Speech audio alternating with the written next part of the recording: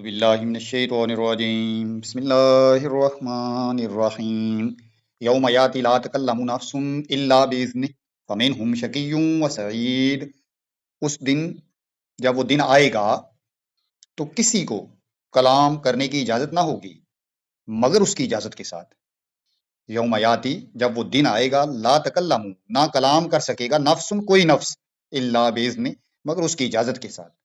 تو جب قیامت کا دن آئے گا تو کسی کے پاس بات کرنے کی بھی ضرورت نہیں ہوگی مگر جس کو اللہ اجازت دے گا. تو اس دن کچھ بدبخت ہوں گے اور کچھ نیک بخت ہوں گے. فمنہم شقی ان میں سے کچھ یعنی کہ انسان دو گروہوں میں تقسیم ہو جائیں گے اس دن.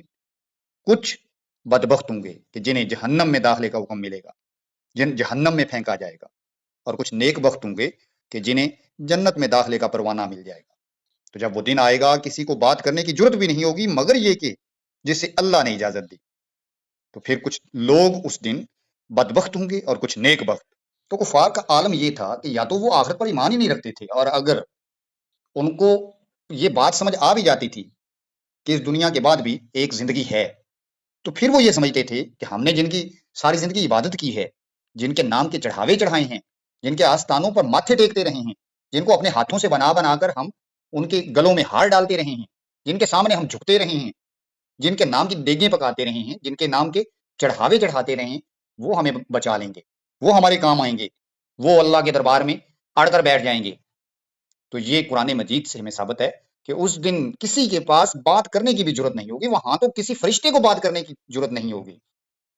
تو وہاں پہ ان کے یہ من گھڑت خدا جن کو انہوں نے اپنے ہاتھوں سے بنایا جن کو ان کے ذہنوں نے تخلیق کیا وہ کیسے ان کی سفارش کریں گے. تو اس لیے اللہ تعالیٰ نے ان کو بدبخت کہا ہے. اس دن صرف دو گروہ ہوں گے ایک خوش قسمت اور ایک بد قسمت. اور بد قسمت وہ ہوں گے کہ جنہیں جہنم میں دھکیلا جائے گا.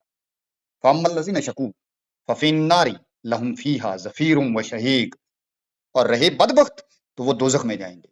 فَأَمَّا الَّذِينَ شَقُوا جنہوں نے جو بدبخت ٹھہریں گے اس دن وہ جہنم میں جائیں گے. فِيهَا زَفِير وہاں چیخیں وشہیق اور دھاڑیں یعنی اس آگ کی لپٹیں چیخیں مار رہی ہوں گی اس آگ کے شعلے دھاڑے مار رہے ہوں گے پھنکار رہے ہوں گے.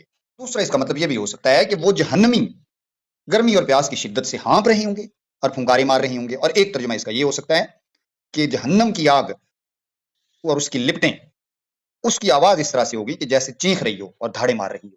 زفیر کا مطلب ہوتا ہے چیخنا اور شہیق کا مطلب ہے دھاڑنا. تو وہ چیخ رہی ہوگی اور دھاڑے مار رہی ہوگی یا پھر جہنمی لوگ چیخ رہے ہوں گے اور دھاڑے مار رہے ہوں گے. مر تو سکتے نہیں ہیں اس لیے شدت نار سے آگ کی شدت سے وہ چیخ رہے ہوں گے اور دھاڑے مار رہے ہوں گے.